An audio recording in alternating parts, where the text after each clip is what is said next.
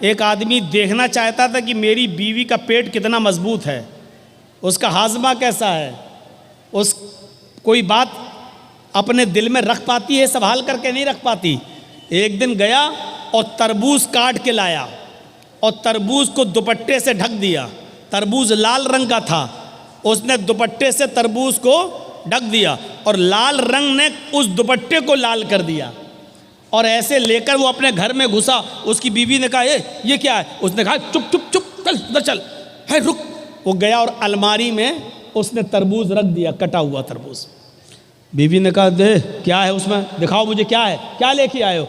उसने कहा देखो तुम मेरी बीवी हो, तुम्हें हम सही सही बता देते हैं, बीवी से कोई बात छुपानी नहीं चाहिए। एक आदमी से लड़ाई हो गई थी मेरी, मैंने उसकी गर्दन काट दी, मैंने उसका सर कलम कर दिया। और दिन में हम उसके गर्दन को फेंक नहीं सकते, कहीं पुलिस पकड़ लेगी, इसलिए रात जब हो जाएगी तब हम नदी में फेंकने जाएंगे उसका सर। तुम चुप रहो, किसी को बताना नहीं। नहीं नहीं नहीं, मेरा आदमी फंस जाएगा, मैं क्यों बताऊंगी किसी को? नहीं नहीं नहीं, ठीक ठीक ठीक ठीक, चलिए। 4 बजे के आसपास, 3 बजे के आसपास दिन में उसने तरबूज रखा था अलमारी में, और मगरिब की अजान होने तक पुलिस आ गई उसके घर। पुलिस छापा मारा। इसने कहा ए कहां जा रहे हो? कहा मुझे पता चला है कि तुम किसी आदमी की गर्दन काट कर लाए हो। घर खोलो, लेडीज पुलिस भी थी साथ में। पूरा घर छान मारा, अलमारी खोलने की नौबत आई। कहा साहब मैं आपको खुद ही बता देता हूं, मैंने किसी का सर नहीं काटा वाटा है, आपने मेरा पूरा घर चेक कर लिया है, इस अलमारी को भी चेक कर लीजिए, मैं खुद खोल देता हूं। अलमारी खोली उस आदमी ने, कहा साहब सर नहीं काटा है, ये तरबूज के मैंने 2 टुकड़े कर दिए थे, तरबूज को मैंने दुपट्टे में लपेट लिया था और इस तरबूज को मैंने लाकर यहाँ रख दिया। तरबूज लाल था इसलिए दुपट्टा लाल हो गया। बीवी को मैंने सिर्फ ये कहा कि मैं एक आदमी का सर काट के लाया, ये देखना चाहता था कि बीवी पर कितना भरोसा किया जाए, ये औरतें पेट की कितनी मजबूत होती हैं, ये देखना चाहता था। सर देख लिया, आज के बाद यकीन आ गया कि कोई बात भी बीवी तक को बताने के लायक नहीं। पुलिस वाले भी तरबूज देख के हंसने लगे और कहने लगे कि तुम्हें आज तजर्बा हुआ है, हम भी पुलिस में हैं, लेकिन खास बात हम भी अपनी बीवी को नहीं बताते हैं। तो मैं अर्ज ये कर रहा था, सुनिए अब आप थोड़ा सा डिस्टर्ब मत करिए, अब थोड़ा सा मूड बन रहा था तो अब आप लोगों ने मूड बिगाड़ दिया। तो मेरे भाइयों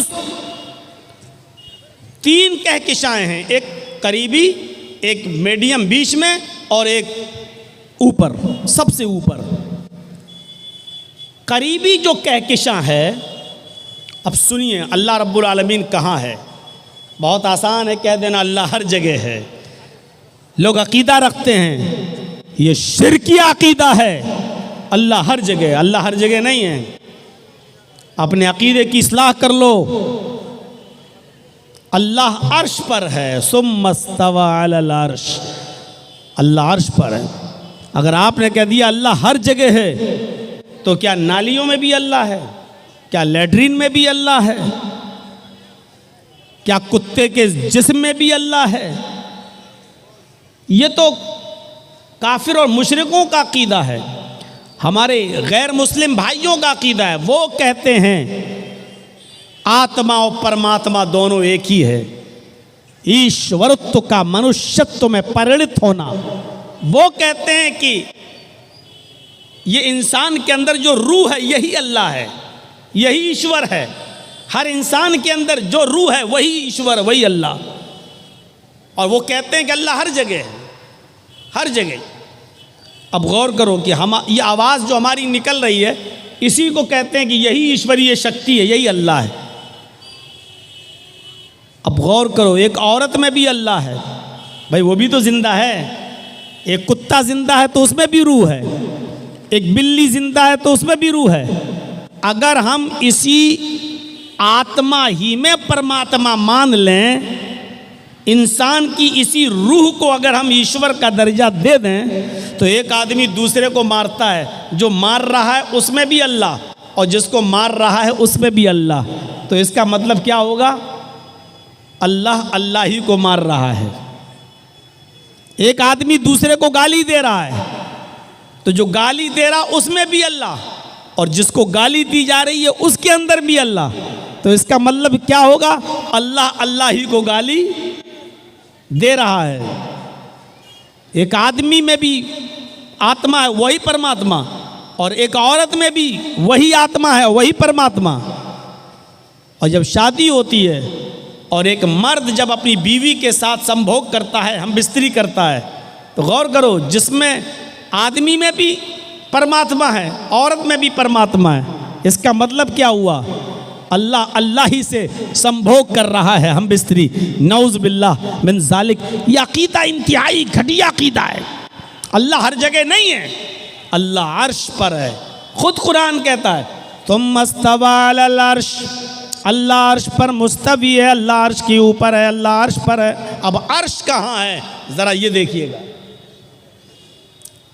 थोड़ी सी बात है, बात आगे बढ़ाऊंगा मैं, पहले समझ लीजिएगा अर्श कहाँ है। पहले आसमान के नीचे जो 3 कहकशाएं हैं, सबसे नज़दीक वाली कहकशां, उस नज़दीक वाली कहकशां की रोशनी को ज़मीन पर आने में 3 अरब साल लगते हैं। सबसे नज़दीक में जो कहकशां है उसकी रोशनी ज़मीन पर आने में 3 अरब साल लगते हैं। मीडियम बीच में जो कहकशां है उस कहकशां की रोशनी को ज़मीन पर आने में 10 अरब साल लगते हैं। 10 अरब साल। जबकि रोशनी की रफ्तार कितनी है जहन में बिठाइएगा। मैं किसी को भी खड़ा करके पूछ सकता हूं मैंने क्या बताया है, याद रखिएगा। जिसकी गर्दन झुकी होगी उसी को पहले खड़ा करूंगा कि करीबी कहकशां की रोशनी को ज़मीन पर आने में 3 अरब साल लगते हैं। मीडियम बीच में जो कहकशां है उस कहकशां की रोशनी को ज़मीन पर आने में 10 अरब साल लगते हैं। और रोशनी की रफ्तार कितनी है, यानी कितनी तेज स्पीड से वो रोशनी चल रही है, तब उसको 10 अरब साल लगते हैं। एक सेकंड में 3 लाख मील। इससे पहले के साइंटिस्ट लोग तहकीक करके कहते थे 1 सेकंड में 1,86,000 मील। मौजूदा साइंस कहती है 1 सेकंड में 3 लाख मील की रफ्तार से रोशनी चलती है, तब उसको ज़मीन पर आने में कितना साल लगता है? 10 अरब साल। आंख बंद करो खोलो, 1 सेकंड हो गया। आंख बंद करो खोलो, 1 सेकंड हो गया। इतनी देर में कितनी रफ्तार तय कर ली रोशनी ने? 3 लाख मील। 60 सेकंड में 1 मिनट में कितनी रफ्तार हो गई? 1 घंटे में कितनी होगी? 1 दिन में कितनी होगी? 1 हफ्ते में कितनी होगी? 1 महीने में कितनी होगी? 1 साल में कितनी होगी? 1000 साल में कितनी होगी? 1 लाख साल में कितनी होगी? 1 अरब साल में कितनी होगी? 10 अरब साल लगते हैं। जबकि ये बीच वाली कहकशां है, अभी इससे ऊपर सबसे आखिरी कहकशां तो अभी बाकी है। उस रोशनी को जमीन पे आने में 10 अरब साल लगते हैं। और सबसे ऊपर जो कहकशां है, मौजूदा साइंस कहती है उस रोशनी को चले हुए आसमान से, उस रोशनी को कहकशां से चले हुए 20 अरब साल तो हो चुके हैं, लेकिन उसकी रोशनी अभी तक ज़मीन पर नहीं आई है। ये पहले आसमान के नीचे की कहकशां का हाल है, अभी पहला आसमान नहीं आया। 20 अरब साल पहले आखिरी कहकशां की रोशनी चली थी, लेकिन 20 अरब साल गुजर जाने के बाद भी अभी वो रोशनी ज़मीन पर नहीं आई। अभी उसको कितना और अरसा लगेगा कुछ पता नहीं है। साइंटिस्ट कहते हैं कि अभी कोई पता नहीं है कि कितने साल और लगेंगे उसको ज़मीन पर आने में। इसके ऊपर और बहुत ऊपर पहला आसमान, फिर पहले आसमान से दूसरे आसमान पर आप जाएंगे तो फिर उम्र लगेगी 500 साल। पहले आसमान पर पहुंचिए आप, उसके बाद पहले आसमान से दूसरे आसमान पर जाएंगे तो फिर उम्र चाहिए 500 साल। दूसरे आसमान से तीसरे आसमान पर जाएंगे तो फिर उम्र चाहिए 500 साल। तीसरे आसमान से चौथे आसमान पर जाइए, फिर उम्र चाहिए 500 साल। चौथे से पांचवें पर 500 साल, पांचवें से छठे पर 500 साल और छठे से सातवें पर 500 साल। अब सातवें आसमान के ऊपर भी अभी अर्श नहीं आया। पढ़िए हदीसें बुखारी वगैरह की। सातवें आसमान के ऊपर फिर 500 साल का सफर करिए तो एक समंदर। अल्लाह ताला का अर्श पहले समंदर में था। अल्लाह का अर्श पहले समंदर पे था। हदीसें हमें यही बताती हैं। सातवें आसमान पर सफर करने के बाद 500 साल का, उसके बाद में आएगा समंदर। फिर उस समंदर को क्रॉस करिए 500 साल में, उसके बाद फिर सफर करिए। समंदर को क्रॉस करने के बाद फिर अर्श का नंबर आता है, फिर सफर करिए 500 साल का, फिर अल्लाह का अर्श। उस अर्श पर अल्लाह, जब औस इब्न सामित ने अपनी बीवी खौला बिन्ते सालबा से ज़िहार कर लिया, जब औस इब्न सामित ने अपनी बीवी खौला बिन्ते सालबा को अपने ऊपर माँ की तरह हराम कर लिया, और सुनिए मंजर, अंते अलैया का ज़हर उम्मी, गुस्से में कह दिया तू मुझ पर मेरी माँ की तरह हराम हो गई। गुस्सा ठंडा हुआ तो अल्लाह के नबी के पास भेजा, दरवाज़ा खटखटाया। अल्लाह के नबी ने दरवाज़ा खोला और जैसे ही दरवाज़ा खोला तो हज़रत आयशा खड़ी हैं। खौला बिन्ते सालबा कहती हैं मैं आपके नबी से, अल्लाह के रसूल से मैं मिलने आई हूँ, इजाज़त मिलती है। अल्लाह के नबी और खौला बिन्ते सालबा गुफ्तगू कर रहे हैं। खौला कह रही हैं आए अल्लाह के नबी, मुझे मेरे शौहर ने मुझे अपनी माँ की तरह हराम कर लिया है, गज़ब हो गया है, बच्चों को कौन खिलाएगा पिलाएगा, हमारे लिए कोई रास्ता बताइए, हम क्या करें। अल्लाह के नबी फरमाते हैं अब कोई रास्ता नहीं है, अब तुम अपने शौहर पर हराम हो चुकी हो, तुम उनके लिए जायज़ नहीं हो, अब तो तुम हराम हो चुकी हो। अल्लाह के रसूल के पास कोई वही नहीं आई थी, अभी तक कोई अहकाम नाजिल नहीं हुए थे, इसलिए अल्लाह के नबी मना कर दिए। हज़रत आयशा फरमाती हैं मैं उसी हुजरे में, उसी कमरे में कोने में बैठी हुई थी। मुश्किल से 2-3 मीटर की, 2-3 गज़ की दूरी होगी। 2-3 गज़ कितना हुआ, जैसे ये मोबाइल स्टैंड लगा हुआ वहाँ, और यहाँ हज़रत आयशा कहती है मैं बैठी हुई थी वहाँ। अल्लाह के नबी और खौला बिन्ते सालबा बातें कर रही हैं। वो दोनों इतनी आहिस्ता बातें कर रहे हैं, वो दोनों इतनी आहिस्ता गुफ्तगू कर रहे हैं कि लम अस्मा कलामहुमा, कि उन दोनों की गुफ्तगू को मैं सुन नहीं पा रही थी, उन दोनों की आवाज़ मुझे सुनाई नहीं दे रही थी। मुझे पता नहीं कि वो दोनों क्या बोल रहे हैं, क्या बातें कर रहे हैं, खौला क्या शिकायत कर रही हैं और अल्लाह के नबी क्या जवाब दे रहे हैं। फरमाती हैं कि उन दोनों की गुफ्तगू को मैं सुन नहीं पा रही थी। आसमान से जिब्राइल आए, फरमाया आए मोहम्मद सल्लल्लाहु अलैहि वसल्लम, जिस गुफ्तगू को तुम्हारी बीवी नहीं सुन पा रही है, हजरत आयशा को पता नहीं है कि वो दोनों क्या बातें कर रहे हैं, उस औरत की गुफ्तगू को अल्लाह ने सुन लिया। कद समी अल्लाहु कौलल्लती तुजादिलुका फी ज़ौजिहा व तश्तकी इलल्लाह। आए मोहम्मद सल्लल्लाहु अलैहि वसल्लम, अल्लाह ने उस औरत की फरियाद को सुन लिया, अल्लाह ने उस औरत की दुआ को सुन लिया जो आपसे अपने शौहर के बारे में बात कर रही थी और बहस कर रही थी, तकरार कर रही थी और आपसे कह रही थी कोई रास्ता निकालो। आपकी बीवी आयशा तो सुन नहीं पा रही हैं, उसी कमरे में हैं लेकिन सुन नहीं पा रही हैं। वल्लाहु यस्मउ तहावुरकुमा, अल्लाह तुम दोनों की गुफ्तगू को सुन रहा था। आप अंदाजा लगाइए कितनी बुलंदी से, कितनी ऊंचाई से। अभी पहले आसमान की दूरी बताई मैंने ना, करीबी कहकशां, मीडियम बीच की कहकशां और आखिरी कहकशां।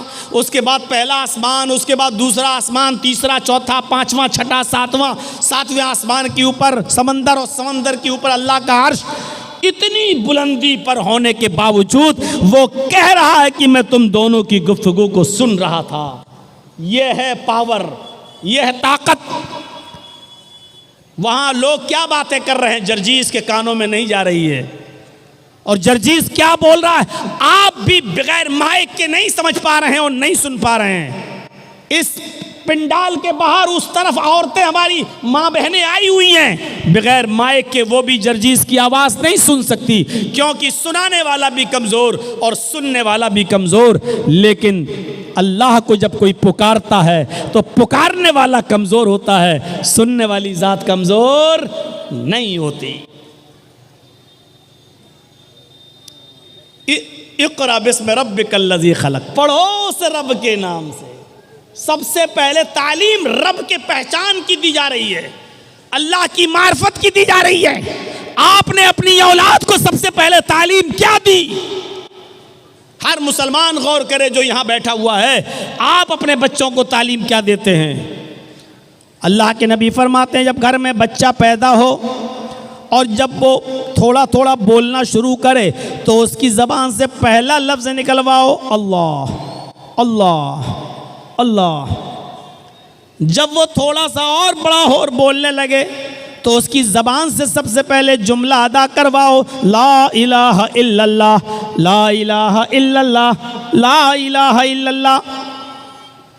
फिर फरमाया जब वो 7 साल का हो जाए तो उसको नमाज पढ़ने का हुक्म दो, नमाज की तरफ ले जाओ, उसकी आदत डलवाओ नमाज पढ़ने की। 7 साल का, 7 साल का जब हो जाए तो उसको नमाज के लिए लेके जाओ अपने साथ। कभी पढ़ेगा कभी छोड़ेगा, बहुत ज़्यादा सख्ती करने की ज़रूरत नहीं है, आदत डलवाइए। लेकिन 3 साल तक प्रैक्टिस कराने के बाद, 3 साल तक आदत डलवाने के बाद, अब जब उसकी उम्र 10 साल हो जाए तो फिर किसी भी कीमत पर अब उसको अपने घर पे नहीं छोड़िए। जैसी अजान हो नमाज के लिए उसकी ताकीद कीजिए, ना पढ़े तो मारिए, ना पढ़े तो पीटिए। फज़रिबूहुम, उनको मार मार कर मस्जिद में लाओ नमाज पढ़ने के लिए। आप कहेंगे साहब बच्चा फिर तो मार के डर से नमाज पढ़ेगा। आजकल बहुत यही तो सवाल होते हैं ना, मौलाना मदरसे में जो बच्चे पढ़ते हैं बेचारे उड़ना थोड़ी चाहते फजर में, वो तो उस्ताद के डर से नमाज पढ़ लेते हैं। आपकी बात अपनी जगह पर सही है, लेकिन इसका मतलब क्या है कि आदत डलवाना छोड़ दिया जाए?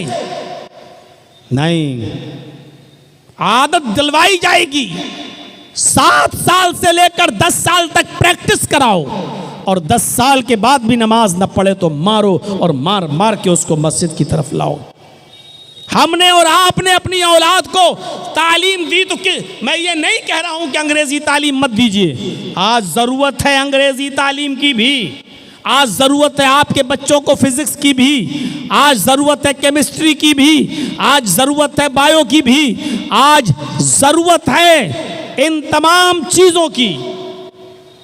और कुरान और हदीस में कहीं मना नहीं है, अल्लाह के रसूल ने कहीं नहीं कहा कि अपनी औलाद को कुरान न पढ़ाओ, कहीं नहीं कहा कि अपनी औलाद को कुरान, ये नहीं कहा कि दुनिया की तालीम न दो। बहुत से मौलवी स्टेज पे आएंगे और कहेंगे दुनिया छोड़ो दुनिया छोड़ो दुनिया छोड़ो, दुनिया से दूर हो जाओ, दुनिया से बेरग़बती इख्तियार करो, दुनिया के खिलाफ तकरीर करेंगे। लेकिन कुरान कहता है कि बगैर दुनिया के तुम रह नहीं सकते हो, बल्कि दुनिया में रहो तो दुनिया भी मांगो और आखिरत भी मांगो। और दुआ सिखलाई अल्लाह ताला ने कि तुम ये दुआ मांगो, रब्बना आतिना फिद दुनिया हसनतन व फिल आखिरति हसनतन व क़िना अज़ाबन्नार। दुनिया भी मांगो और आखिरत भी मांगो। इससे साफ पता चलता है कि आपको अपनी औलाद को मदरसे में भी पढ़ाना है और दुनियावी तालीम भी देना है। सिर्फ उसको मस्जिद का इमाम बनाकर मत छोड़ो। मदरसे से निकला, पढ़ के निकला, बेचारा स्टेशन पर गया, उसको अपने गांव का टिकट निकालना है, दूसरे से कह रहा है मेरा फार्म भर दीजिए। उस बेचारा दूसरा आदमी उसका फार्म भर के समझ रहा है ये लड़का जाहिल है, फार्म नहीं भर पाता है, जाहिल है। 8 साल मदरसे में, 10 साल मदरसे में पढ़ने के बाद भी हमारे मदरसे के बच्चों को रिजर्वेशन फार्म भरना ना आए और दुनिया वालों की नज़रों में वो जाहिल कहलाएं, तो ये भी, ऐसा भी नहीं होना चाहिए। आज मदरसों को इतना स्ट्रांग करिए मेरे भाइयों कि वहाँ कंप्यूटर की भी तालीम हो। जरजीत साहब का एक दौर था जब आपके इलाके में और यहाँ जब आते थे तो अटैची भर के किताबें लाया करते थे, उठती नहीं थी अटैची, 5, 6, 10 किताबें भर के चलते थे, मुताला करते थे, कभी इस किताब को देख के तैयारी करना है, कभी उस किताब को। और आज ये ज़माना आ चुका है कि किताबें जरजीत साहब की अलमारी में रखी हुई हैं और मोबाइल में वो सारी किताबें डाउनलोड हैं, डाउनलोड। सिर्फ हमारे इस मोबाइल में 20,000 किताबें मौजूद हैं, पूरी एक लाइब्रेरी है। अब इतनी भारी अटैची लेके चलने की ज़रूरत नहीं, खोला अपना सॉफ्टवेयर और जो किताब पढ़ना है, जो पेज देखना है, सिर्फ एक लफ्ज़ लिखना है। जैसे देखना है अल्हम्दुलिल्लाह रब्बिल आलमीन, ये आयत कुरान में कहाँ है, बस अलहम्द टाइप करके क्लिक कीजिए, पूरी आयत आ गई अल्हम्दुलिल्लाह रब्बिल आलमीन। और अलहम्द का लफ्ज़ पूरे कुरान में कितनी जगहों पर आया, पूरी की पूरी एक लिस्ट आ गई। आज ज़माना ये है और आज मौजूदा दौर में आपको अपने मदरसों को इस तरह स्ट्रांग बनाना है और मजबूत बनाना है कि आपके बच्चे दीन की तालीम भी हासिल करें और किसी यूनिवर्सिटी में जाएं तो उनको चैलेंज दे सकें और उनके चैलेंजों को सुनकर उनको जवाब भी दे सकें। मेरे भाइयों, मुझे वो दौर याद है और आज भी वो दौर को मैं सोचता हूं तो फख्र करता हूं जब एक बार दिल्ली के जामिया मिल्लिया में हमारा फंक्शन था और मुझे मेहमान खुसूसी के तौर पर बुलाया गया था दिल्ली की जामिया मिल्लिया में, और वहाँ के स्टूडेंट से जब मेरा खिताब था तो जानते हो लास्ट में उधर टाइम दिया गया था मुझे, तो एक लड़की आई थी जामिया मिल्लिया की, कम्युनिस्ट ख्याल की थी, शायद वो किसी मज़हब को नहीं मानती थी। वो आकर स्पीच में कहती है कि इस्लाम 1400 साल का पुराना हो चुका है, इस्लाम को भी मौजूदा हालात के तहत बदलना चाहिए, कुछ चेंजिंग आनी चाहिए। हर चीज़ जब पुरानी हो जाती है तो उसको रिजेक्ट कर दिया जाता है और उसकी जगह पर नई चीज़ लाई जाती है। उसने मिसाल दी कि जब मकान पुराना हो जाता है तो उसको गिराकर नया मकान बनाया जाता है, जब टेबल पुरानी हो जाती है तो उसकी जगह पर नई टेबल आती है, किताबें फट जाती हैं तो नई किताबें ली जाती हैं, माइक पुराना हो जाता है तो नया माइक लाया जाता है। हर पुरानी चीज़ को हटा दिया जाता है और नई चीज़ को लाया जाता है। लिहाजा इस्लाम भी 1400 साल का पुराना हो चुका है। इस्लाम के यह हकाम कि चोर के हाथ काटो, जानी को पत्थरों से मार मार के संसार कर दो, बलात्कारी को, ये 1400 साल पुरानी बातें हैं जो पुरानी हो चुकी हैं। अब इस्लाम को भी चेंज होना चाहिए, इस्लाम को भी बदलना चाहिए। और उसने दौरान तकरीर ये भी कह दिया था कि जरजीत साहब चीफ गेस्ट की हैसियत से आए हैं, मैं इनसे गुजारिश करूंगी कि ये लोगों को बताएं और मॉडर्न माहौल के हिसाब से इस्लाम को पेश करने की कोशिश करें। या तो उसके बाप ने उसको सही तरबियत नहीं दी थी या फिर उसका जहन कहीं ख़राब था। बहरहाल उस लड़की की तकरीर ख़त्म हुई, फिर 2-4 लोग और बोले और लास्ट में जब मेरा नंबर आया तो मैंने आधे घंटे का टाइम था, मैंने 15 मिनट 20 मिनट और स्कूल और कॉलेज के बारे में बोला। उस ज़माने में ये मोबाइल का ज़माना नहीं था और ये ज़माना नहीं था वीडियो नहीं बनती थी, आइडियो में कोई तकरीर होगी हमारे पास। मेरे प्यारे साथियों, उस ज़माने में फिर लास्ट के 10 मिनट को मैंने लिया और लेने के बाद मैंने कहा कि हमारी एक बहन आई थी, वो कह रही थी कि इस्लाम को भी बदलना चाहिए, 1400 साल पुराना हो चुका है। हमारी सिस्टर को पता नहीं इस्लाम कुदरती मज़हब है, इस्लाम नेचुरल है, और कुदरती और नेचुरल चीज़ें नहीं बदलती हैं। मसनूई चीज़ें, आर्टिफिशियल चीज़ें बदली जाती हैं, कुदरती चीज़ों में तब्दीली नहीं होती है। हमारी सिस्टर ये भूल गई, सड़क आर्टिफिशियल होती है, पुरानी हो गई नई बनेगी। आपकी टेबल आर्टिफिशियल है, पुरानी हो जाएगी नई आएगी। लेकिन मुझे एक भी कोई कुदरती चीज ऐसी बताइए, मेरी बहन, मुझे एक भी नेचुरल चीज ऐसी बताइए जो पुरानी और बदल गई हो। मैं देखता हूं आम का पेड़ आम देता है, अमरूद का पेड़ अमरूद देता है, अंगूर की बेल में अंगूर लगते हैं, तरबूज की बेल में तरबूज लगते हैं।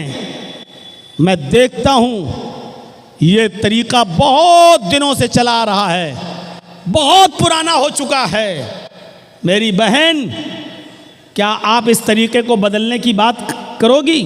और क्या अल्लाह से कहोगी, जो भी तुम कहती हो ऊपर वाले को, क्या ये कहोगी, हाय प्रभु, हाय ईश्वर, हाय अल्लाह, ये बहुत पुरानी चीजें हो गई कि आम से आम, अमरूद से अमरूद, अंगूर से अंगूर पैदा होता था, अब आम में तरबूज होना चाहिए, अंगूर में बेर होना चाहिए, और एप्पल के पेड़ में अब ऑरेंज होना चाहिए। अब ये पुराना हो चुका है, अब कुछ जिद्दत चाहिए और नई चीज चाहिए। चेहरा देखने लगी, ये क्या टॉपिक आ गया। सोच रही थी कि मौलाना कहेंगे कि हाँ, इस्लाम को भी मौजूदा दौर के हालात बदलना चाहिए। मैंने उसको एक ऐसी मिसाल दी जिस पे सारी पब्लिक हंस दी। मैंने कहा, सिस्टर, कुदरती चीज़ें कभी नहीं बदली। सूरज पूरब से निकलता है, ईस्ट से, पश्चिम में, वेस्ट में डूब जाता है। ये तरीका भी बहुत पुराना हो चुका है। ये तो इस्लाम से भी ज़्यादा पुराना है। ये तो जिस दिन से सूरज की तख्लीक हुई उसी वक्त से ऐसा हो रहा है। मैं कहता हूं कि यह भी पुराना हो गया। अब क्या आपकी अकल ये कहती है कि आप सूरज को ईस्ट के बजाय वेस्ट से या नॉर्थ से या साउथ से निकलना चाहिए? आप क्या इस तरीके को बदल सकती हैं? सिर्फ देखे जा रही है कि बात क्या हो रही है। मैंने उसको लास्ट में यहां घसीटा। मैंने कहा, सिस्टर, ये तरीका भी बहुत पुराना हो गया है। माँ के पेट से पहले बच्चा पैदा होता है, फिर धीरे धीरे जवान होता है और लास्ट में बूढ़ा होकर मर जाता है। हमने कहा, ये सिस्टम भी बहुत पुराना हो चुका है। क्या आप अपने घर में अपनी माँ, बहन, बेटियों से इस सिस्टम को बदलने की बात करोगी? क्या ये कहोगी कि अब माँ के पेट से बूढ़ा पैदा होना चाहिए? खिलाने पिलाने की क्या ज़रूरत है? पहले बूढ़ा हो, फिर धीरे धीरे जवान हो, फिर बच्चा हो के मर जाए। क्या तुम ये तरीके को बदलने की बात करोगी? फिर मैं थोड़ा जोश में आया और फिर मैंने चीखते हुए कहा, मेरी बहन, ये सारी कुदरती चीज़ों को तुम नहीं बदल सकती हो। चलो, अपने कॉलेज के प्रोफेसर बैठे हुए हैं तुम्हारे जामिया मिल्लिया के, इनसे कहिए कि 2-2, 4 और 4-4, 8 ये पढ़ाते हुए तुम्हें जिंदगी हो गई है और ये तरीका भी बहुत पुराना हो चुका है। मैथमेटिक्स के इस उसूल को बदलिए। अब 2-2, 3 और 3-3, 5 पढ़ाइए। आपके कॉलेज के प्रोफेसर इस तरीके को बदल कर दिखा दें। और जब ये चीज़ें नहीं बदल सकती तो इस्लाम भी नहीं बदल सकता। इस्लाम कुदरती निज़ाम है। इस्लाम का निज़ाम अल्लाह की तरफ से है और कुदरती चीज़ों में तब्दीली नहीं होती है। आपको इस्लाम लाना है तो वही पुरानी चीज़ों पर अमल करना होगा। दुनिया कहती है कि बहुत तरक्की कर रही है, आगे की तरफ देख। मैं कहता हूं कि तुम 1400 साल पीछे की तरफ देखो, बहुत तरक्की कर जाओगे। मेरे प्यारे साथियों, जब तक कुरान का नुज़ूल नहीं हुआ था, जब तक इस दुनिया में कुरान नहीं था, बायो नहीं थी, कुरान नहीं था, साइंस नहीं थी, कुरान नहीं था, फिजिक्स नहीं थी, कुरान नहीं था, केमिस्ट्री नहीं थी, कुरान नहीं था, ज्योग्राफिया नहीं था, कुरान नहीं था, भूगोल नहीं था। ये सारे इल्म देन है कुरान के, क्योंकि कुरान इन तमाम उलूम से भरा पड़ा है और क़यामत की सुबह तक सारे उलूम जो कुरान में छिपे हैं एक एक करके सामने आते रहेंगे। क्योंकि कुरान में साइंस भी है, कुरान में टेक्नोलॉजी भी है, कुरान के अंदर फिजिक्स भी है और कुरान के अंदर केमिस्ट्री भी है, कुरान के अंदर मैथ भी है, कुरान के अंदर साइंस भी है, कुरान के अंदर बहुत कुछ है। कुरान एक इल्म की का समंदर है, इल्म का समंदर। और इसीलिए तो अल्लाह के नबी ने फरमाया, खैरुकुम मन तअल्लमल कुरान व अल्लमा, तुम में सबसे बेहतर लोग वो हैं जो कुरान को खुद सीखते हैं और दूसरों को सिखाते हैं। मैं ये नहीं कह रहा हूँ फिजिक्स पढ़ने और पढ़ाने वाले अच्छे नहीं हैं, मैं ये नहीं कह रहा हूँ बायो पढ़ने और पढ़ाने वाले अच्छे नहीं हैं, मैं ये नहीं कह रहा हूँ केमिस्ट्री पढ़ने और पढ़ाने वाले अच्छे नहीं हैं, मैं ये नहीं कह रहा हूँ कि वो अच्छे नहीं हैं, मैं ये कह रहा हूँ सबसे अच्छे लोग वो हैं। खैरुकुम मन तअल्लमल कुरान व अल्लमा, बेहतर लोग वो हैं जो कुरान को सीखते हैं और सिखाते हैं। इसलिए एक बाप का किरदार अपनी औलाद की तालीम और तरबियत में नुमायां होता है। बाप को चाहिए कि एक किरदार अदा करे, बाप को चाहिए कि एक नुमायां रोल अदा करे। बगैर उस रोल के जिंदगी अपने बच्चों की नहीं बना सकता है। आपको एक वाकया बताऊं, जरा सुनिएगा। अब हमारे पीछे से बुजुर्ग लोग उठने शुरू हो गए हैं। आप धन्य हैं, आप मुबारकबाद है कि आपने 11:15 बजे हमको टाइम दे दिया। 11:15 बजे टाइम बहरहाल बिहार की सरजमीन पे मिलता नहीं है, ये मैं खुद ताज्जुब कर रहा हूँ। मैं बहुत गहरी नींद में था, हाजी साहब आए, कहने लगे आपका टाइम हो गया। मैंने घड़ी देखी, मैं उठा, मैंने कहा हो गया, हमसे तो कहा था 1 बजे टाइम आएगा। हाजी साहब कहने लगे लोग चले जाएंगे, इसलिए तय ये हुआ कि उनको पहले दे दिया जाए, जल्दी आइए, आपके बाद भी किसी को बोलना है। मैं खुद शौक रह गया कि आज इतनी जल्दी टाइम, और जब दिया है तो मेरे भाइयों सुन लीजिए, बाप की तरबियत एक अहम रोल होती है और बाप से ज़्यादा माँ की तरबियत। इन दोनों चीज़ों पर मैं आऊँगा, पहले बाप की तरबियत देख लो। यूसुफ अलैहिस्सलातु वस्सलाम का मामला आप जानते ही होंगे, सुना होगा आपने, उलमा से सुना होगा। छोटे थे, भाई लोग ले गए और कुएं में फेंक दिया। अपने बाप के पास आए सारे बच्चे और रोते हुए क्या कहने लगे, या अबाना इन्ना ज़हबना नस्तबिकु व तरकना यूसुफ इंद मताइना फ़अकलहु ज़िब। आए मेरे अब्बू जान, हम यूसुफ को अपने साथ ले गए, अपने सामान के पास यूसुफ को बिठा दिया और कहा कि तुम इस सामान की देख रेख करना। हम लोग खेल कूद में लग गए और यूसुफ को भेड़िया खा गया। शॉर्ट कर देता हूँ इस वाक़े को, लंबा वाक़या है। यूसुफ अलैहिस्सलातु वस्सलाम कुएं में फेंक दिए गए। एक काफिला आया, पानी निकालना चाहता था, झांक के देखा तो लड़का यूसुफ अपने काफिले वालों से कहा, या बुशरा हाजा गुलाम, आए काफिले वालों खुशखबरी हो, हमें तो बच्चा मिल गया। उठाया जल्दी से उस बच्चे को, कहने लगे जल्दी इसको ले चलो, मिस्र के बाजार में बेचो। जो चीज़ फ्री में मिल जाती है उसको जल्दी से आदमी हटाना चाहता है ताकि कोई असल मालिक ना आ जाए, हमें कुछ ना मिले। आप लोग तो जानते ही होंगे ना, चोरी का मोबाइल 20,000 का 4,000 में भी बिक जाए तो जल्दी जाए, जो मिल रहा वो तो आ जाए। और इस मामले में हमने कलिया चक्का इलाका देखा है, 20-20 हज़ार के मोबाइल 2-2 हज़ार रुपये में भी जल्दी से। तो चोरी का माल आदमी जल्दी से निकालने की कोशिश करता है।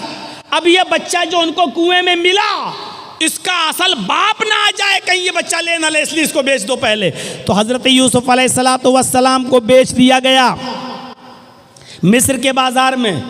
और ये तो आप जानते हैं कि वो कितने खूबसूरत थे, उनकी खूबसूरती का जिक्र कुरान में आया है, लेकिन बिके कितने में, उनकी कीमत क्या लगी मिस्र के बाज़ार में।